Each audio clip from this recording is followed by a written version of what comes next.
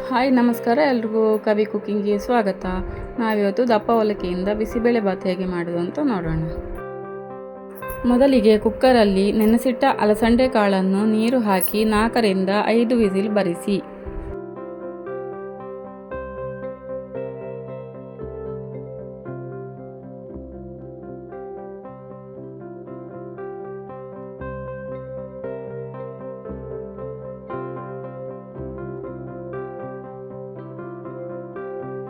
ಇದಕ್ಕೆ ಬೇಕಾದ ತರಕಾರಿಗಳು ಕ್ಯಾರೆಟ್, ಬೀನ್ಸ್, ಪೊಟ್ಯಾಟೊ. ಇದನ್ನು ಸಣ್ಣದಾಗಿ ಕಟ್ ಮಾಡಿ ಒಟ್ಟಿಗೆ ಹಸಿ ಬಟಾಣಿಯನ್ನು ಹಾಕಿ ಕುಕ್ಕರಲ್ಲಿ 1 ವಿಸಿಲ್ ಬರಿಸಿ.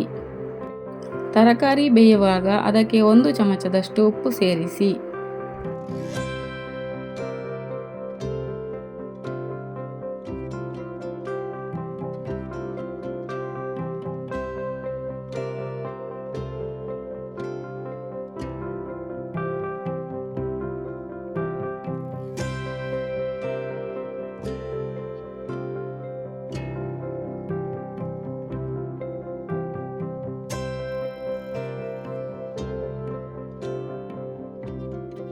ನಂತರ ಒಂದು ಪಾತ್ರಕ್ಕೆ 2 ಟೊಮೆಟೊ, 1 ಹಸಿಮೆಣಸು, ಸ್ವಲ್ಪ ನೀರು, ಸ್ವಲ್ಪ ಅರಶಿನ ಪುಡಿ ಹಾಕಿ ಬೇಯಿಸಿಕೊಳ್ಳಿ.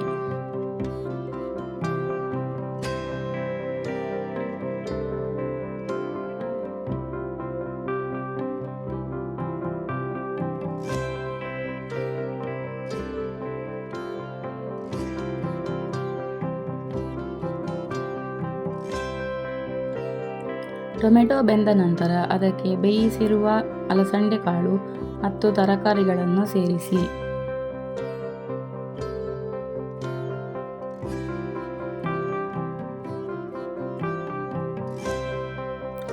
ನಂತರ ಇದಕ್ಕೆ 8 ಕಪ್ ಆಗುವಷ್ಟು ನೀರು ಸೇರಿಸಿಕೊಳ್ಳಿ.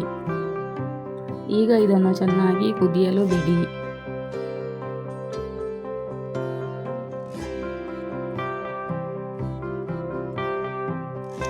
ನಂತರ ಇದಕ್ಕೆ 2 ಗ್ಲಾಸ್ ಆಗುವಷ್ಟು ದಪ್ಪ ಅವಲಕ್ಕಿಯನ್ನು ಚೆನ್ನಾಗಿ ತೊಳೆದು ಹಾಕಿಕೊಳ್ಳಬೇಕು. ನಂತರ ಬೇಯಿಸಿರುವ ತೊಗರಿಬೇಳೆ 1/4 ಕಪ್ ಆಗುವಷ್ಟು ಸಹ ಹಾಕಿಕೊಳ್ಳಬೇಕು. ಬೇಕಿದ್ದಲ್ಲಿ ಈರುಳ್ಳಿಯನ್ನು ಸಹ ಸಣ್ಣದಾಗಿ ಕಟ್ ಮಾಡಿಕೊಂಡು ಸೇರಿಸಿಕೊಳ್ಳಬಹುದು.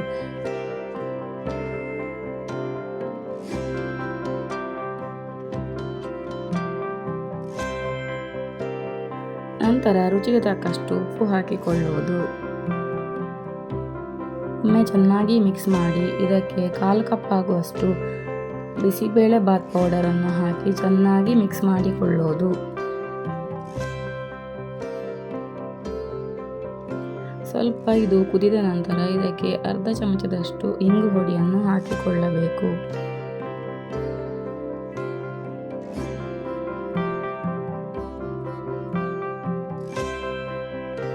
ನಂತರ ಇದಕ್ಕೆ 2 ಚಮಚದಷ್ಟು ತುಪ್ಪ ಹಾಕಿ ಚೆನ್ನಾಗಿ ಕುದಿಸಿಕೊಳ್ಳಬೇಕು.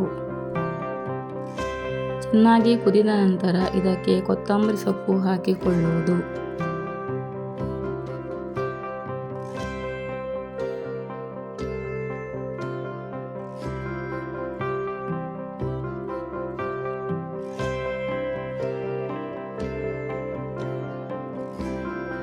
ನಂತರ ಕೊನೆಗೆ ಇಲ್ಲಿ 1 ಚಮಚದಷ್ಟು ತುಪ್ಪ ಹಾಕಿ ಅರ್ಧ ಚಮಚ ಜೀರಿಗೆ, ಸ್ವಲ್ಪ ಗೋಡಂಬಿ ಹಾಕಿ ಒಗ್ಗರಣೆ ಹಾಕಿದರೆ ರುಚಿಯಾದ ದಪ್ಪ ಅವಲಕ್ಕಿ ಬಿಸಿಬೇಳೆ ಬಾತ್ ಸವಿಯಲು ಸಿದ್ಧ. ಬಿಸಿಬೇಳೆ ಬಾತಿಗೆ ಬೂಂದಿ ಕಾಳು ಅಥವಾ ಸೇವು ಹಾಕಿ ತಿನ್ನಲು ಚೆನ್ನಾಗಿರುತ್ತೆ. ಈ ರೆಸಿಪಿ ನಿಮಗೆ ಇಷ್ಟ ಆದಲ್ಲಿ ಪ್ಲೀಸ್ ಲೈಕ್ ಮಾಡಿ, ಶೇರ್ ಮಾಡಿ, ಕಮೆಂಟ್ ಮಾಡಿ ಮತ್ತು ನನ್ನ ಚಾನಲ್ನ ಸಬ್ಸ್ಕ್ರೈಬ್ ಮಾಡಿ. ಇನ್ನೊಂದು ಹೊಸ ವಿಡಿಯೋದಲ್ಲಿ ಮತ್ತೆ ಸಿಗೋಣ. Thank you.